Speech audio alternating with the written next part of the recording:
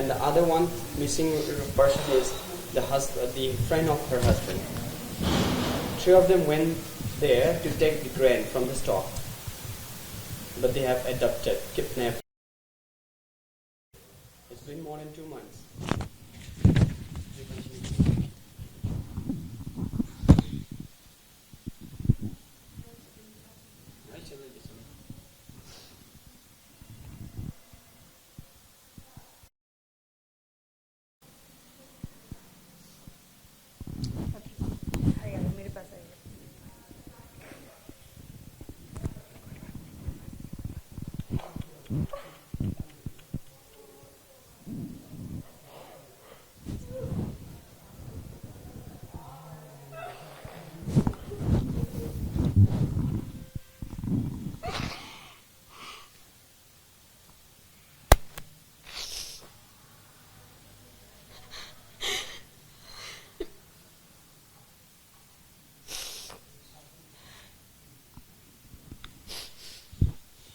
हम लोग बात कर सकते हैं?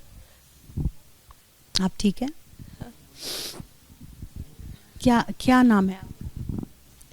मेरा नाम थोंगाम रंजिता और मेरे हस्बैंड का नाम थोंगाम श्याम। मेरा 2 बच्चा है, एक 10 साल का है और एक 5 साल का है। मेरा हस्बैंड अभी तक पता नहीं चला है। मैंने गवर्नमेंट और सेंट्रल गवर्नमेंट में भी बोला, अभी तक कुछ नहीं बताया उन लोगों ने। जो हमने बोला था वो ढूंढ रही है ऐसे बोला है। 3 तारीख को हम लोग साथ में भागा था। तोरबुंग से आप भाग गई? तोरबुंग बंगला, हम लोग का बस्ती का नाम तोरबुंग बंगला है। हम लोग शायद शाम के टाइम में 5:30 ऐसा होगा, हम लोग घर से निकलने की कोशिश करा था। तो रोड में जो कुकी लोग रेले से आया था तो हम लोग को पत्थर मारने का भी करता है। फिर हम लोग फिर से घर में घुस गया। फिर उन लोग का जाने के टाइम देखकर ना हम लोग बाहर निकला। तो हम लोग ऐसे जोर जोर से दौड़ के आया। फिर हम लोग के बस्ती में एक टेम्पल है हम लोग का पूजा करने का, वहीं पे हम लोग आया। तो उस टाइम हम लोग पहुंच गया। फिर बोला तुम लोग का घर जल गया। ऐसे ही पीछे मुड़ के देखा तो पूरा घर दुकान वगैरह सब जला दिया उन लोगों ने। फिर हम लोग रो रो के ना, जैसे खेत वगैरह रास्ते में उसमें हम लोग भाग के आया, और नदी भी था साथ में, बच्चे भी लेकर आया था। तो ऐसे भागते भागते शाम हो गया। फिर हम लोग ने चलने के टाइम में दिखाई नहीं दिया ना, तो फ़ोन को लाइट लगा के चला तो वो लोग गन चलाता है, इसलिए लाइट भी ऑफ करके ना हम लोग ऐसे बहुत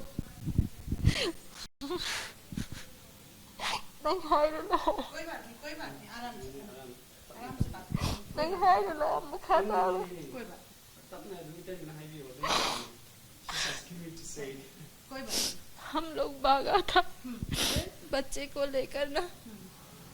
फिर हम लोग कौता में पहुंच गया। कौता लोग का जो आदमी था हम लोग को रिसीव किया। फिर बोला उन लोग ने हम लोग के कम्युनिटी हॉल में रहो। बोला नहीं, हम लोग यहाँ नहीं रहेगा। फिर हम लोग का दीदी का बच्चा जो है ना वो लेने आया तेरा खोंगसांग भी, और जो अभी जला हुआ जो घर का वगैरह ऐसा कर रहा है ना वो थोड़ा नज़दीक था। तो दीदी ने बोला तुम लोग यहाँ में मत रहो, और फिर हम लोग दूसरी जगह में शिफ्ट किया। फिर रात को ऐसे ही रो रो के सब लोग मेरा खाना भी नहीं खाया, बच्चे लोग भी सब रोया। फिर सुबह हुआ तो थोड़ा ठीक हो गया ऐसे बोल के ना हम लोग रहा।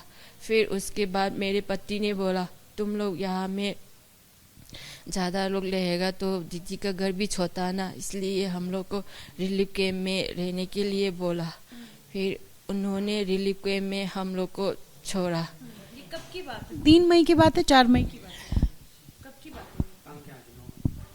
है? Date 3 Day 3 3 4 je koi chele ko si chela matung da tang May 3-4 मई की बात आप कर रहे हाँ फिर उसके बाद हम लोग 9 डेट तो पता नहीं 7-8 ऐसे ही होगा डेट उसने हम लोग को रिलीफ कैम्प में छोड़ा फिर उसके बाद वो 3 दिन ऐसे हम लोग साथ में रहे फिर 11 का मॉर्निंग में उसने बोला सब जला दिया फिर भी हम लोग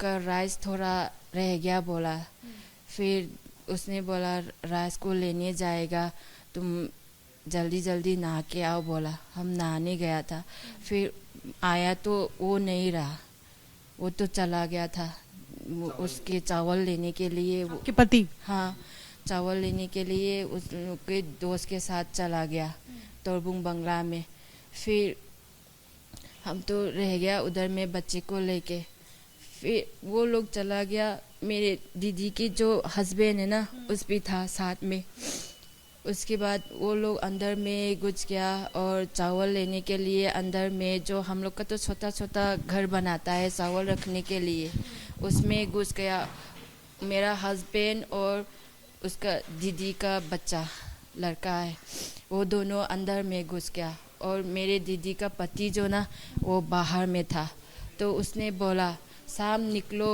वो कुकी मिलिटेयर लोग आया है बोला तो उसने बोला भैया तुम लोग जाओ मैं आती हूँ बोला तो हमारा भैया जो था वो निकल गया उसके बाद कुकी मिलिटेयर लोग आके उसको उन लोगों को पूरा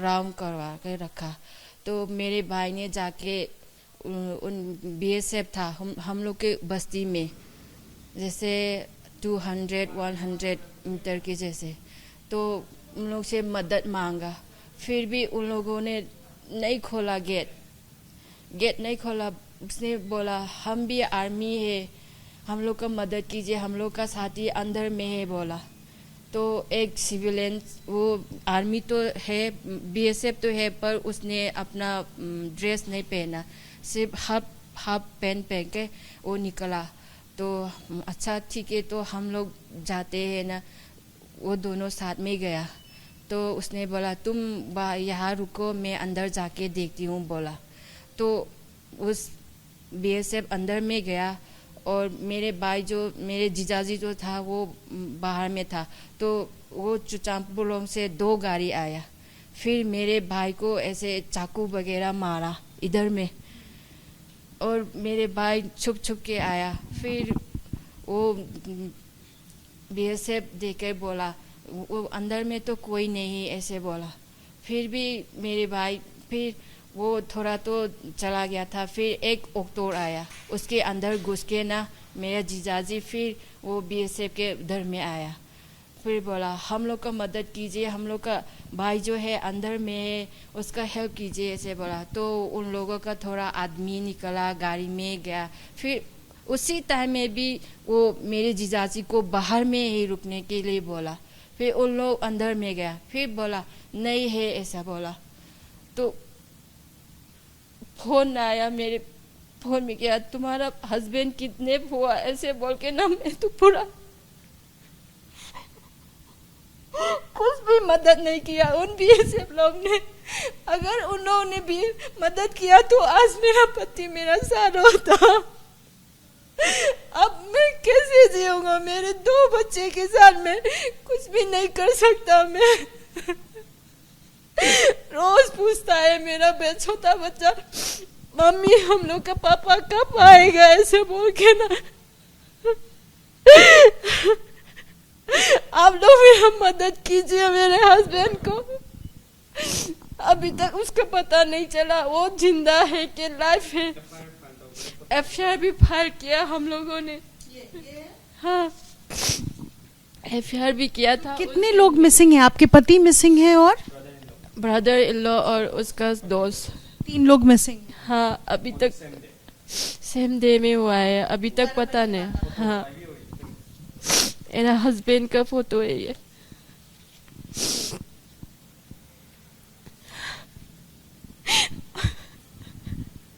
कितनी नफरत कहाँ से आई कुकी और मैतेई के बीच? इतनी नफरत क्यों करते हैं दोनों एक दूसरे? हम लोग तो मालूम नहीं है, हम लोग तो सीधा है, खेती वगैरह करके हम लोग तो खुशी से रह रहा है। हम लोग का बस्ती में तो से हाउस जो है ना वो 400 ऐसा है। हम आप लोग प्यार से रहते थे, आप लोग और कुकी लोग? हाँ, जो नया लोग आया ना, कुकी लोग मिजोरम ऐसे वगैरह नया लोग आया, हम लोग का बस्ती के म्यांमार से आया ना, उसी ने किया है, ऐसा बोला है। हम लोग का जो पहले साथ में जो कुकी लोग रहता है वो लोग तो कुछ ऐसे रास्ते में मिलने के टाइम में भी ऐसे बात करके अच्छा से बात करके रहता था, पर पता नहीं चला हम लोगों को ऐसे वो लोग ऐसा क्यों कर रहा है।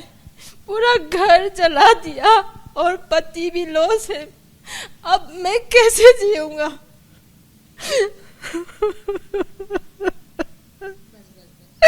मेरा छोटा बच्चा जो है रोज पूछता है मम्मी पापा कब आएगा, पापा कब आएगा।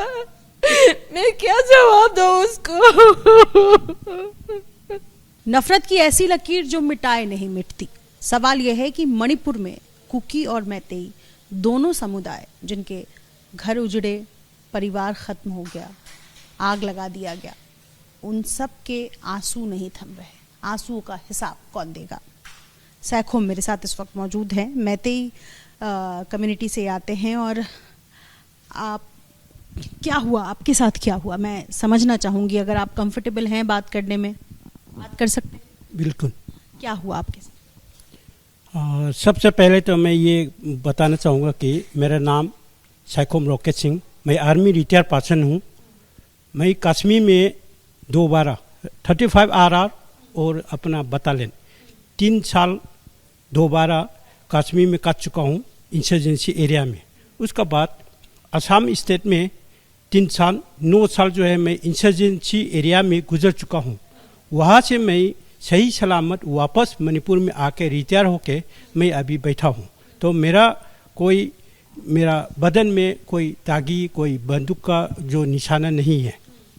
तो अभी मणिपुर में ऐसे चीज़ हो चुका है कि लड़ाई हो चुका है कि जो कुकी और जो मणिपुरी के साथ आसपास में थोड़ा सा कुछ लड़ाई हुआ। उसी लड़ाई का दौरान में 10 जुलाई को 2023 को मेरा बेटा जो है, जो गांव बस्ती है, उसको बचाने के लिए गया था, उसी समय जो शहीद हो चुका है।